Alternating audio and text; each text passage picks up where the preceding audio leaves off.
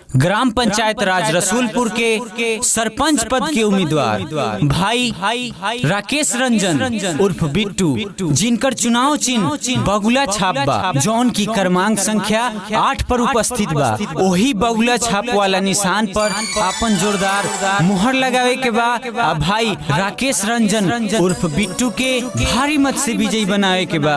भुलाए के नहीं खे, याद रखे के बा बगुला छाप बगुला छाप बगुला छाप क्रमांक संख्या 8। जी हाँ, न भूले के बा न भुलाए के बा, न भूले के बा न भुलाए के बा। जे भूलता ओकरा के बतावे के बा कि वही 8 नंबर वाला बगुला छाप के निशान पर अपन जोरदार मुहर लगावे के बा। भाई राकेश रंजन के विजयी बनावे के बा। जानी भुलई हा नाही डरई हा, राकेश भैया के जीतई हा हो। जानी भुलई हा नाही डरई हा, राकेश भैया के जीतई हा हो। कि ये हो चाची लेके आई बारे बगुला छाप के निशानिया, ओही पर मोहर लगई हा हो।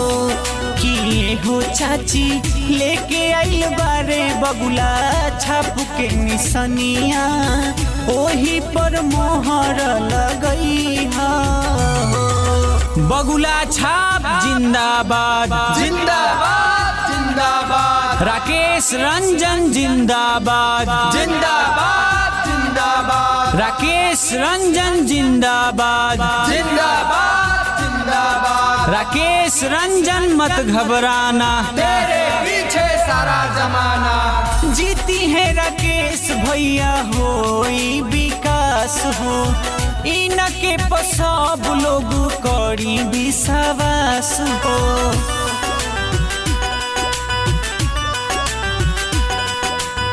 जीती है राकेश भैया होई विकास हो, इनके पर सब लोग करी विश्वास हो। नाही डरई हा नाही लजई हा, विजयी के माला पहिरई हा हो। नाही डरई हा नाही लजई हा, विजयी के माला पहिरई हा हो। कि हो भैया लेके आइल बारे बगुला छाप के निशानिया, ओही पर मोहर लगई हा हो। कि हो भैया लेके आइल बारे बगुला छाप के निशानिया, ओही पर मोहर लगई हा हो। हाय चाचा चाची भुलाए के नहीं खे, याद रखे के बा 8 नंबर पर बगुला छाप के निशान बा। वही बगुला छाप वाला निशान पर अपन मोहर लगावे के बा। ज्यादा बहुमत से भाई राकेश रंजन के जितावे के बा। दोसरा से होई नहीं कवनो सुधार हो, लिहे पंचायत में बाहर हो। ना केहू के बहकावा में आवे के बा, ना केहू के झांसा में आवे के बा। दोसरा से होई नहीं कोनो सुधार हो, लिहे पंचायत में बाहर हो। नाही घबराई हा सभे से बतई हा, ऐसन मौका ना गवई हा हो। नाही घबराई हा सभे से बतई हा, ऐसन मौका ना गवई हा हो। कि हो भौजी लेके आइल बारे बगुला छाप के निशानिया, ओही पर मोहर लगई हा हो। कि हो भैया लेके आइल बारे बगुला छाप के निशानिया, ओही पर मोहर लगई हा हो। जानी भुलई हा नाही डरई हा, राकेश भैया के जीतई हा हो।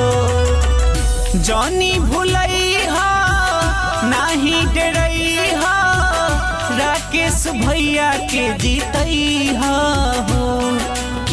हो चाची लेके आइल बारे बगुला छाप के निशानिया ओही पर मोहर लगई हो कि हो चाची लेके आइल बारे बगुला छाप के निशानिया ओही पर मोहर लगई हो। बगुला छाप जिंदाबाद जिंदाबाद जिंदाबाद, राकेश रंजन जिंदाबाद जिंदाबाद जिंदाबाद, राकेश रंजन जिंदाबाद जिंदाबाद जिंदाबाद। राकेश रंजन मत घबराना, तेरे पीछे सारा जमाना।